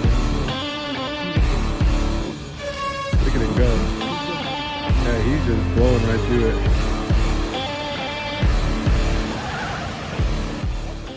You're the strongest woman I ever knowed. How was it? I hope we don't have to do any more of that. Nah. That's all right. I'm over it. I didn't know we needed snorkels on this trip, right? God. Like my heart is pounding. Mine started pounding right before I started through there. I'm like, if this thing stalls in this, I'm going to be so upset. I know, I told Kai, I said, just tell her don't stop. Whatever she does, don't stop. You did great. Yeah. Tin Cup, Colorado was originally named Virginia City. The only businesses or services in Tin Cup that remain are a small general store and famous Frenchies, open only during the summer months.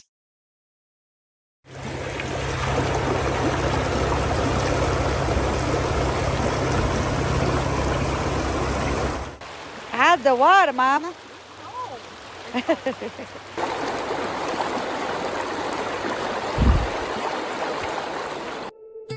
In late 1859, prospector Jim Taylor panned gold from Willow Creek, and he carried it back to camp in a tin cup. He named the valley Tin Cup Gulch.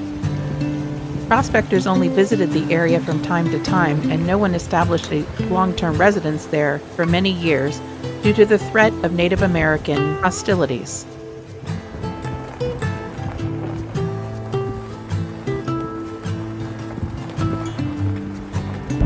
We have found the Colorado elk, or black Angus. Close you get. Yeah, I mean, Is it buffaloes? taking bets. I'm pretty sure that's cow. I did some exploring in the San Isabel National Forest and found the perfect site for the night. Oh, Don't fall. just fall this way. And if you do fall, make sure I'm recording so I can get this on YouTube. Okay, I gotta get back on a horse. And then you gotta throw your leg over. Oh my gosh. I need to go call the insurance company before you Ow. start those shenanigans. I think I ripped my pants. I can make sure that premium's paid up. Make sure I do just right. She just ripped her business. Look, I got war wounds. Oh Lord. You made it. What we do for a good picture. But look at that view. Look at that view, girl. Look at that. That'd be happy. You can't miss that, man. Happy view. The San Isabel National Forest is located in central Colorado. The forest has 19 of the state's 53 14ers, along with epic sunsets.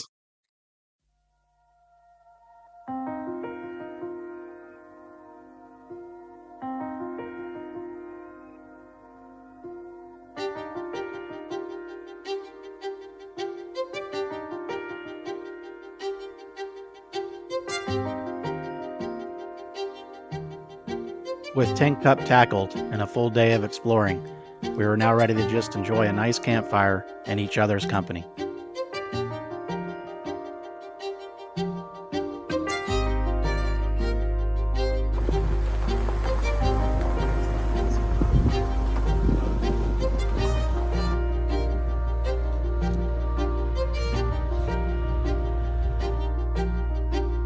Next, we headed up Schofield Pass. Situated in the Elk Mountains, the pass is closed for most of the year and is open only for a couple months in late summer. This route starts off as little more than a wide gravel road.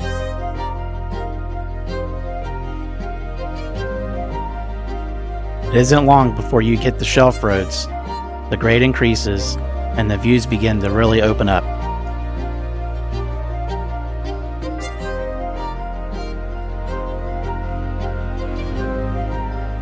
This was Kai and Lisa's first time overlanding throughout Colorado, and we were thrilled to experience it with them. It wasn't long before we arrived at camp, and it was everything we thought it would be.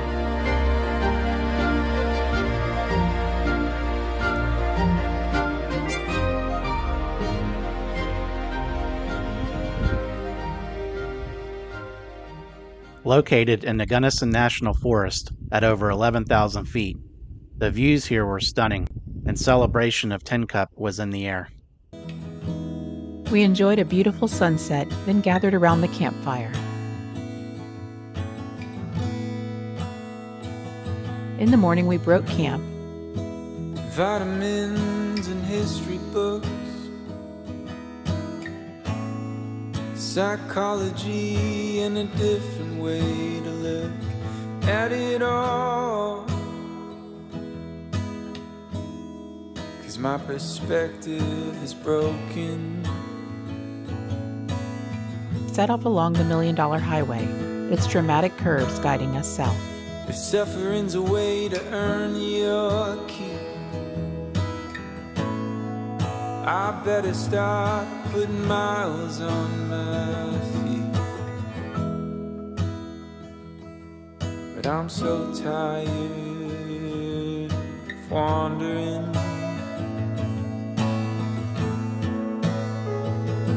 Yeah, I'm lost, but I'm living.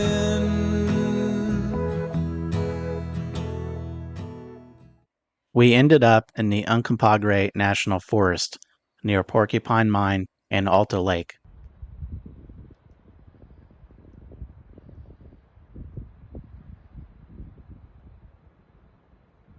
Little did we know that the serenity of this moment would be broken and was just the calm before the storm. And we are getting hail currently. Sure are.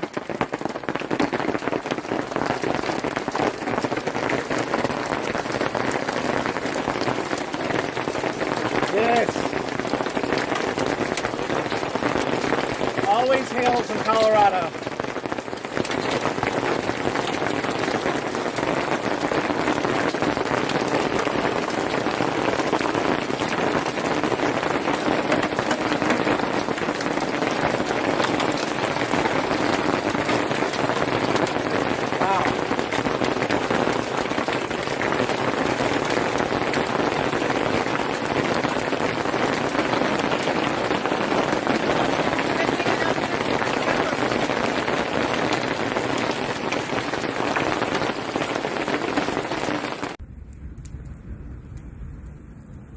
The storm left as fast as it came.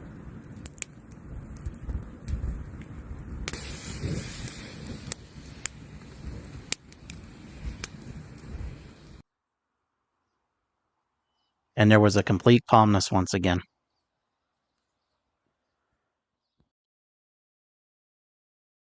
After saying our goodbyes to Lisa and Kai, Joe and I headed to Overland Expo Mountain West, where I taught more classes for ladies in the Women Who Wander Pavilion.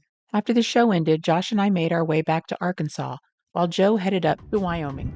So the purpose for this whole trip is I have a friend that's doing 50 by 50. So he's doing 50 countries, all 50 states by the time he's 50.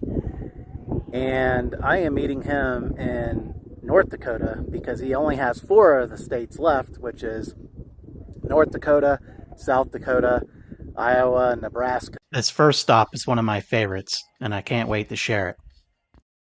There's nothing quite like waking up in a place like this on a perfect day. The air was crisp, with a gentle breeze and clear skies.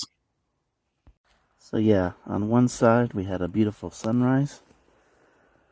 On this side we have a beautiful view of the canyon. Took me a while to get out of the tent, just taking it all in. For me, out here, freedom means waking up with the sun, feeling the cold morning breeze, and watching the sky explode with color. Some days, that's all I need. With coffee made and camp packed up, I was off.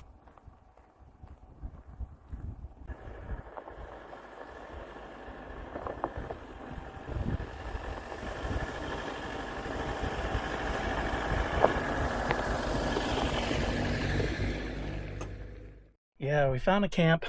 It's about 4 o'clock. If there does happen to be any sun during the next day or two, I will be able to get some because there is a nice open area here. I do have some trees around me to block the wind and nothing close enough to where it'll fall on me. Gonna keep it simple tonight for dinner. We got our ground beef, got some dark red kidney beans, tomato paste, onion, tomato, and jalapeno, of course. Well, good morning. The snow's already coming down as predicted. I don't know if it's showing up. It's really late right now, but according to the radar, it's on the way. It's about 33 degrees now, and the low tonight is going to be 14. Well, this isn't the best pot to be using for this, but my other 2 pots are have a little bit of leftovers in them, so stuck using that little guy. But it'll get me hot water for coffee, so that's pretty much what matters here.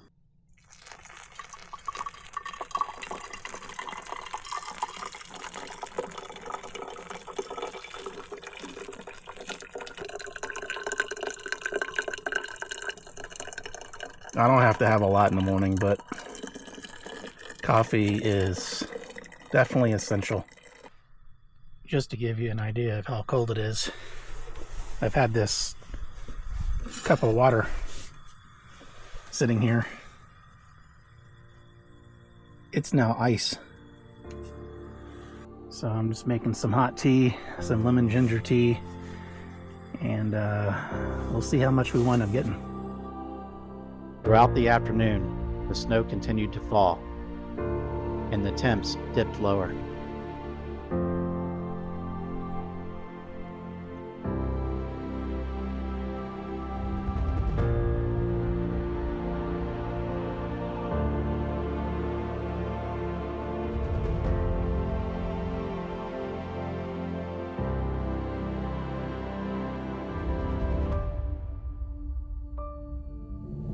The longer the snow fell, the more I began to think that I wouldn't be leaving tomorrow like I had planned.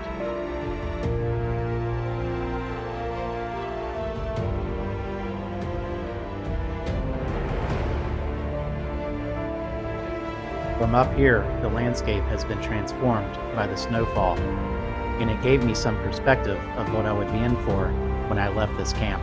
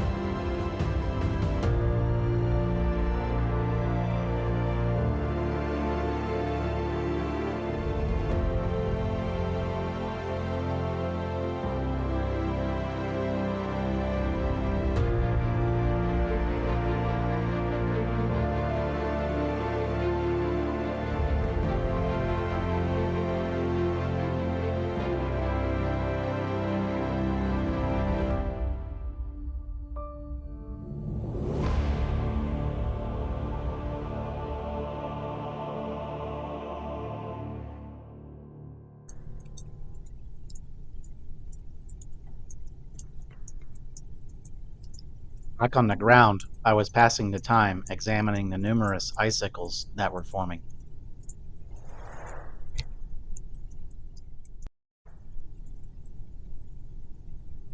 By evening, the snow had stopped falling and the sky was beginning to clear slightly. It was getting colder, and I was looking forward to going into the rooftop tent soon.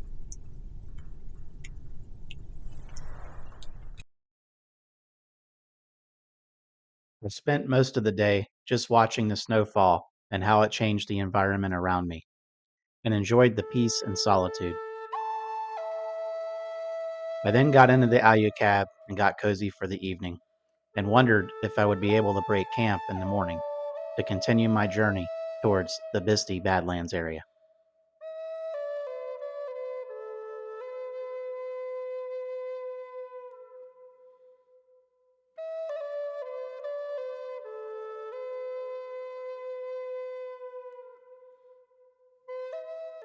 Well, with the temperatures, most of my GoPros don't want to work for some reason, saying the temperature's too cold. But with the weather clearing a bit, I think we're gonna push north. But right now I have to get all the snow off of this awning. So I've only been in this situation a few times, but what's happening is the air's so cold, the water coming out of the spouts freezes, and before you can get to the water, what's happened to me before is this spout does the same thing where it freezes. But I'm hoping by keeping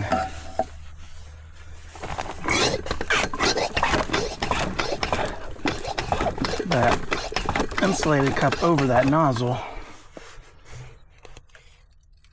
that maybe we'll be able to get water out of here before it freezes. Let's see how this turns out here.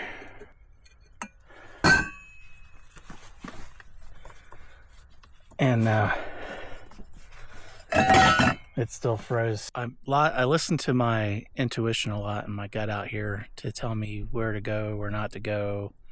I have decided, I think I am going to stay. The sun is coming out, so I was having difficulty getting all the snow and ice off of everything to close it up, so I'm going to let everything burn off here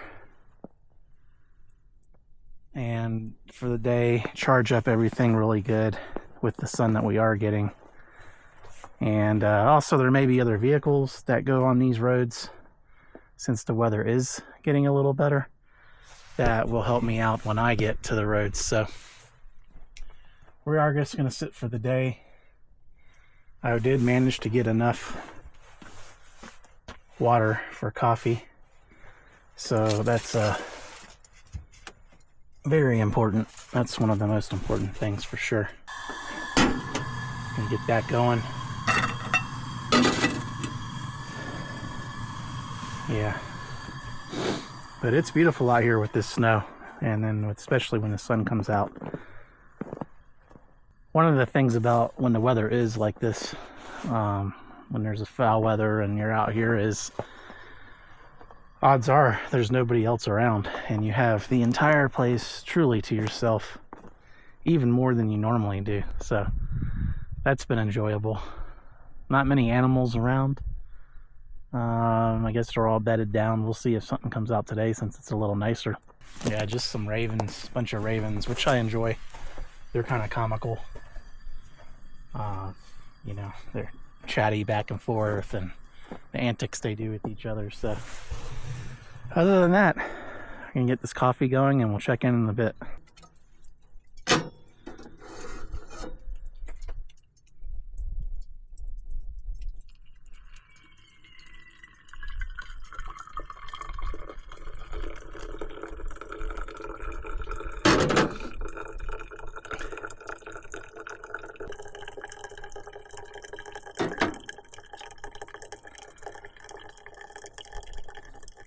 Well, we did manage to get all the snow off of everything today and defrosted.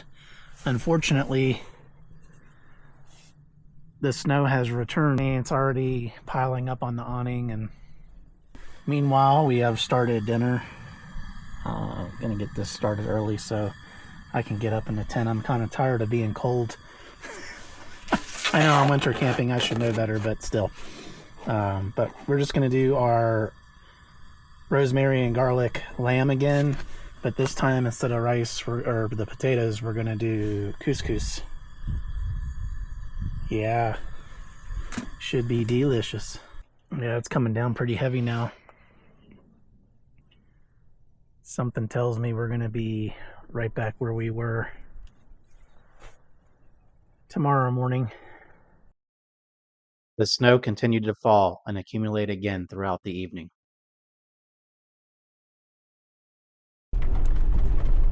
We escaped the grips of winter finally after 3 days of snow and 16-degree lows. Back on trail, feels great. We're making way to our next destination. And thanks for sticking with me on this. It's just the way it goes with weather. Things are just out of your control and you got to go with it. So that's what we're doing. So we're going to be turning on the Bill Knight Gap Road shortly here and making our way further north. So as we make our way north, I'm also hoping that the substantial snowfall doesn't impede our route and the melting snow doesn't cause the trails to become impassable. These guys totally woke me up this morning.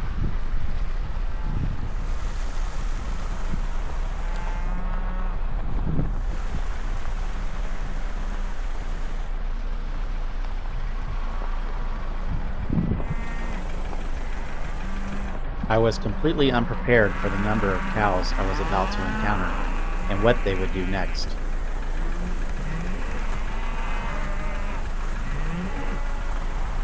Pardon me, heifers.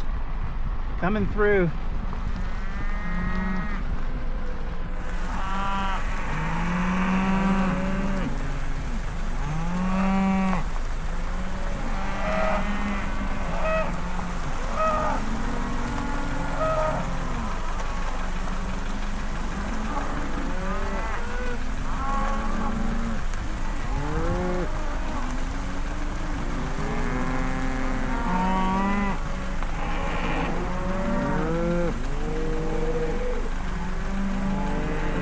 Pardon me.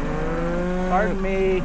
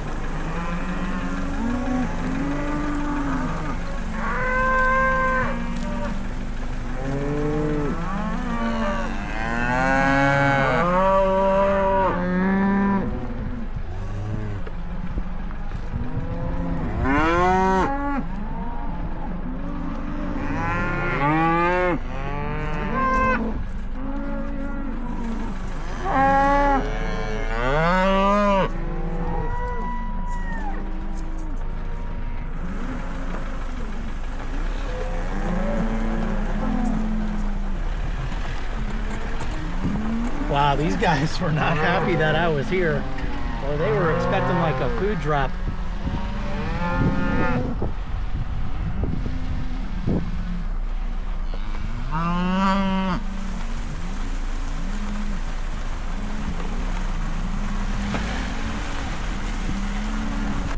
Super cool.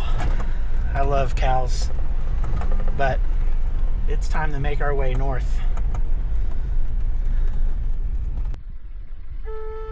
Surviving the stampede, I continued on and just took in all the great views.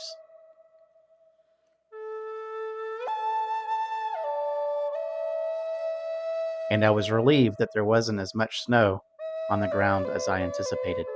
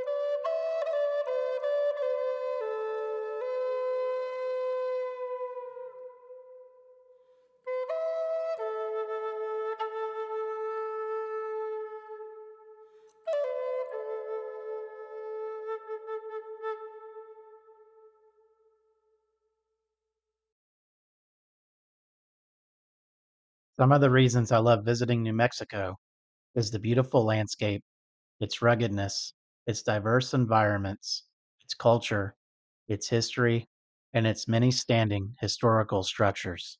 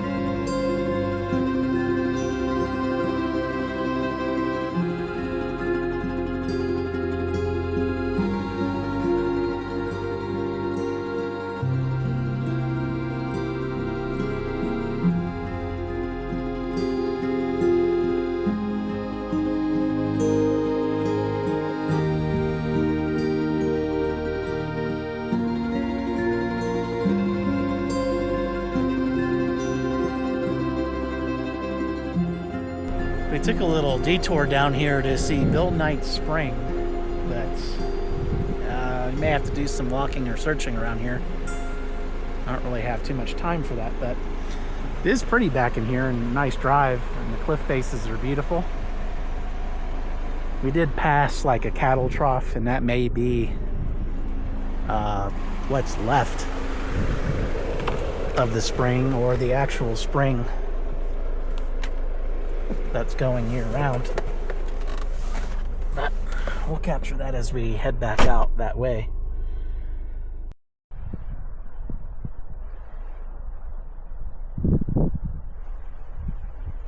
So this may be, in fact, be the spring, or part of the spring system. Not sure. It's pretty frozen over. Beautiful spot back in here. Well, let's continue on and see what else we can find.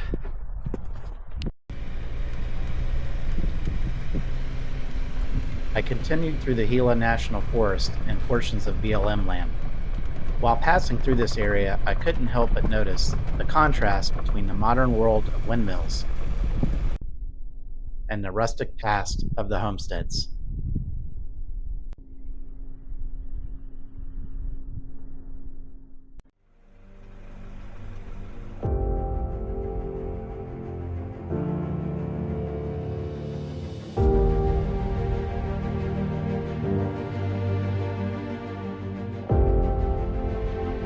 Continuing on, the landscape and terrain only continued to impress.